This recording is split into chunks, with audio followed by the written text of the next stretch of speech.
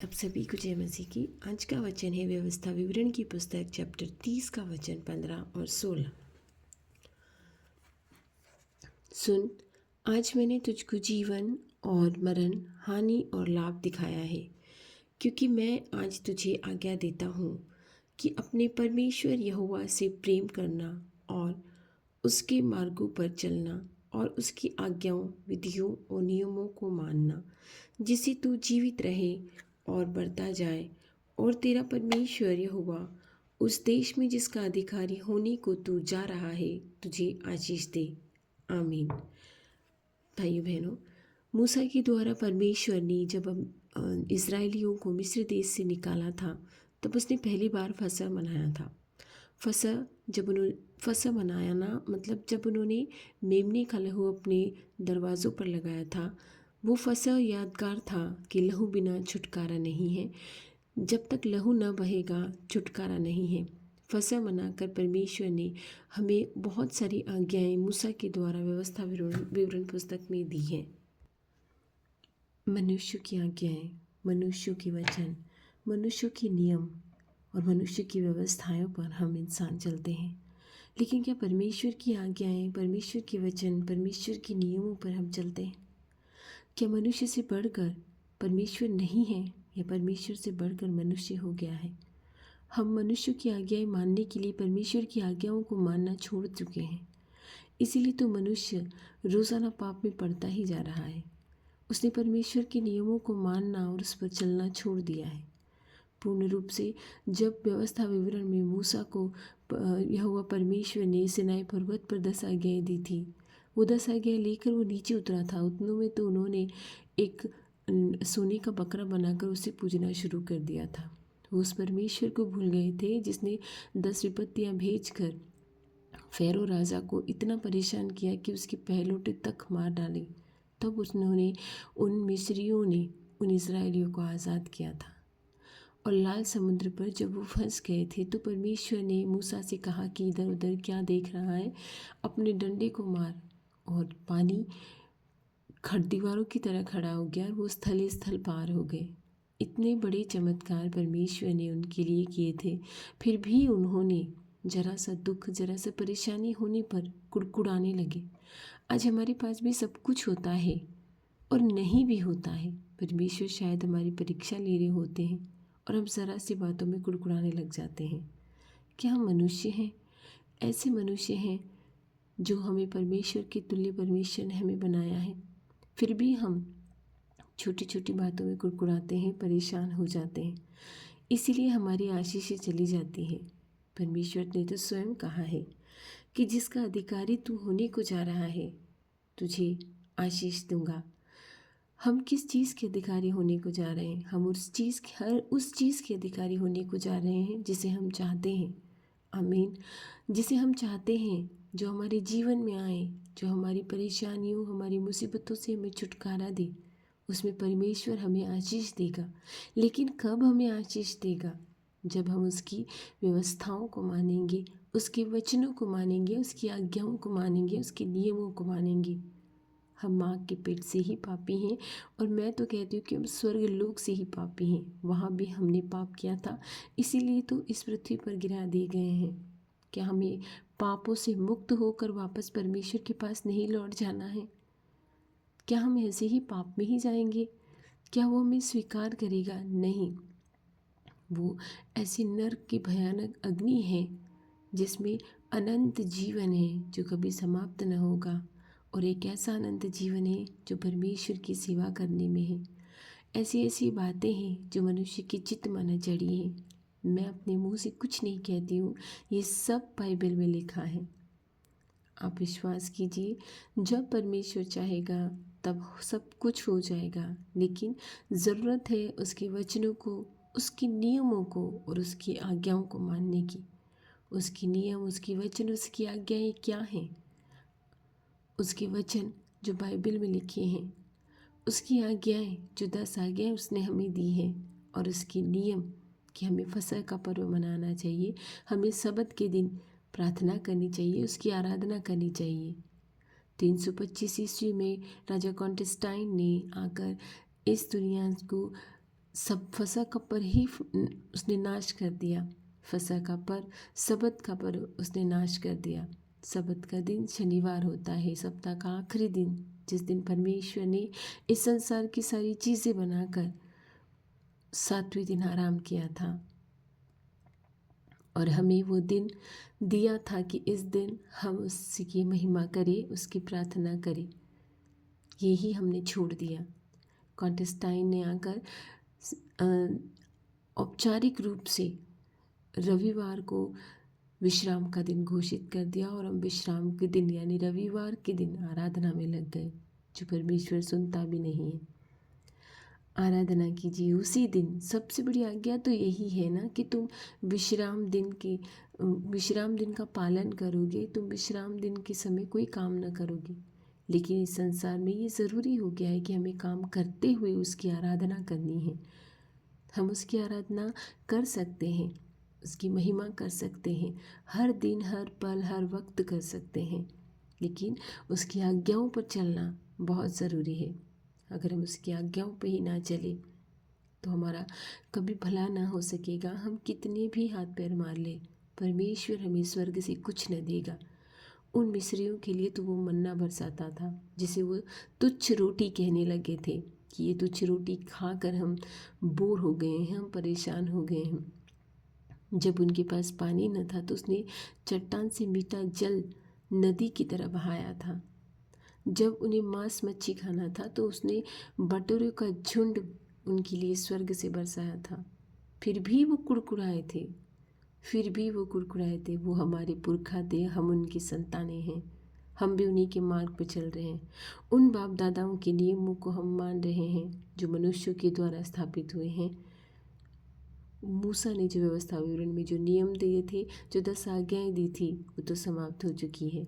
न किसी में दया है, न किसी में प्रेम है, न माँ बाप का आदर है, न चोरी करने में कोई संकोच करता है, न झूठी गवाही देने में कोई संकोच करता है। झूठे लोग तो इतने प्रबल हो गए हैं कि मनुष्य की हत्या तक वो कर देते हैं। और सबसे बड़ी आज्ञा है कि तू सारे मन, सारे प्राण, सारे वचन, सारी बुद्धि से मुझे ही परमेश्वर जानना, उसी को हमने त्याग दिया है। उसके नियमों पर चलिए, उसके वचनों को मानिए।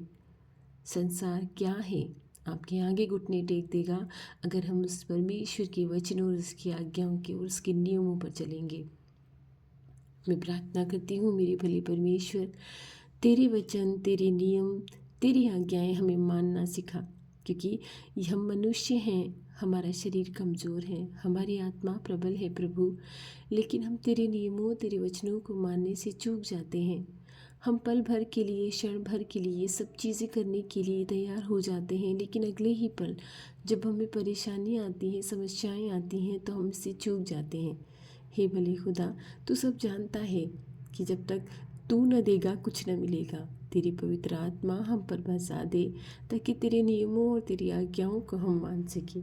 तेरे वचन हमारे बहुत निकट रहते हैं, लेकिन हम उनको फिर भी नहीं मानते हैं। हम रोज़ाना सुनते हैं तेरे वचनों को, तेरे वचनों पे चलने के लिए हम प्रबल हो जाते हैं, लेकिन फिर भी हम उन वचनों को नहीं मानते हैं, नहीं सुनते हैं।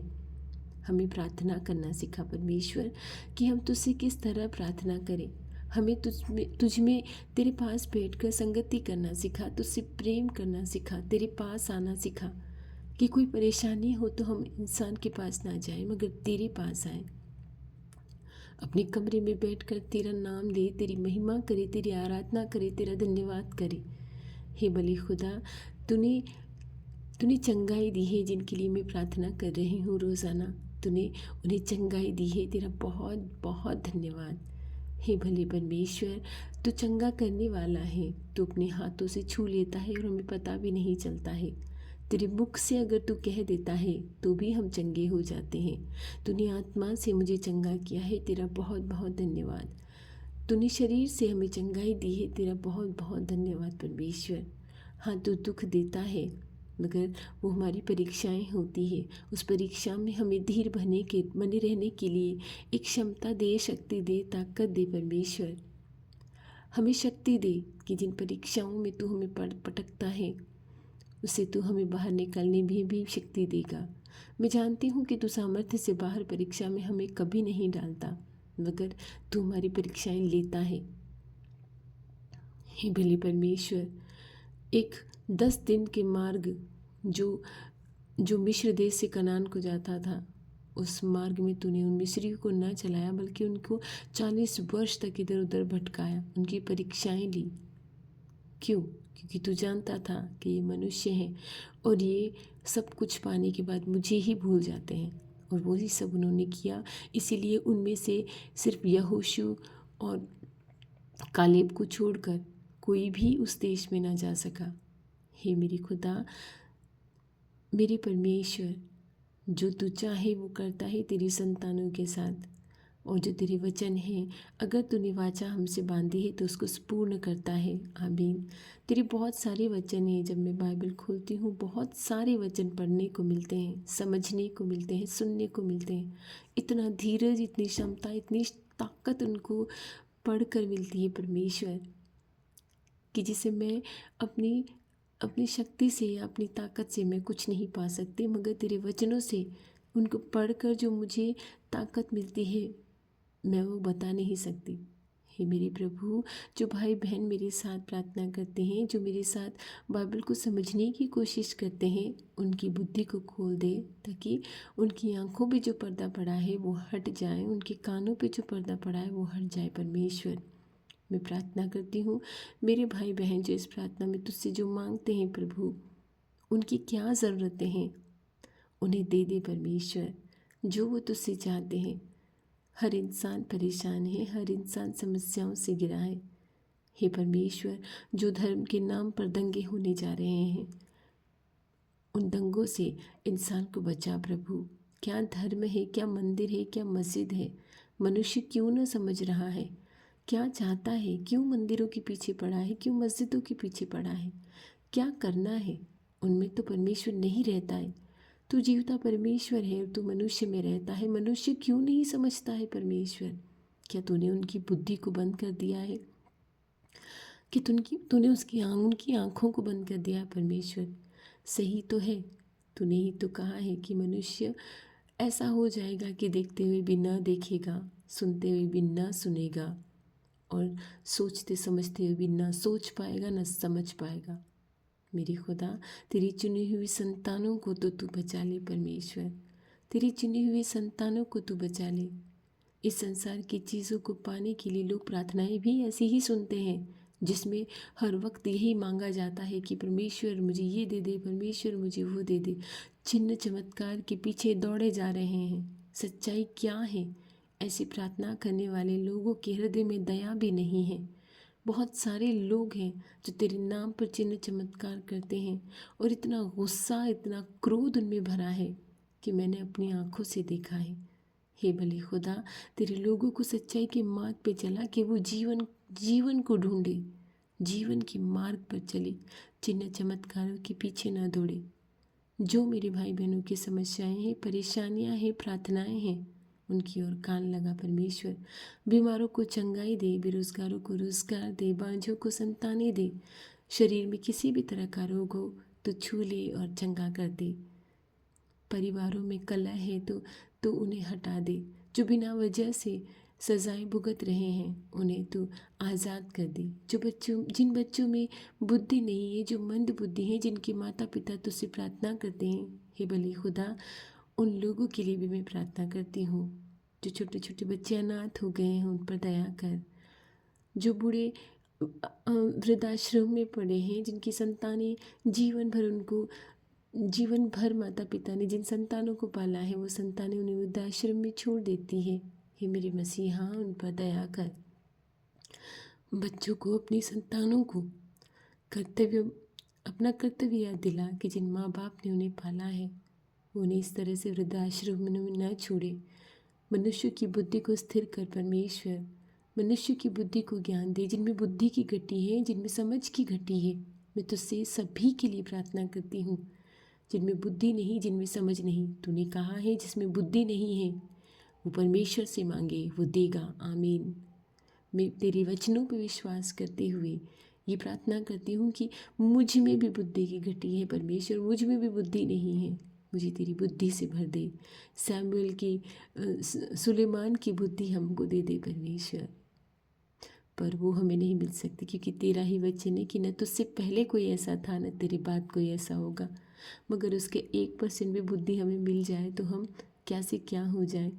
ऐसी बुद्धि जो तेरे मार्ग पर चलना सिखाती हो, ऐसा ज्ञान जो तेरे मार्ग पर चलना सिखाता हो, जो हमारी आत्मा को शुद्ध करता हो, जो संसार के पीछे ना दौड़ता हो। संसार के नियम नियम हैं, मनुष्य के नियम नियम हैं, तेरे नियम और तेरी आज्ञाएं क्या कुछ भी नहीं। मनुष्य सब कुछ भूल चुका है परमेश्वर, तेरी आज्ञाओं को मानना सिखा।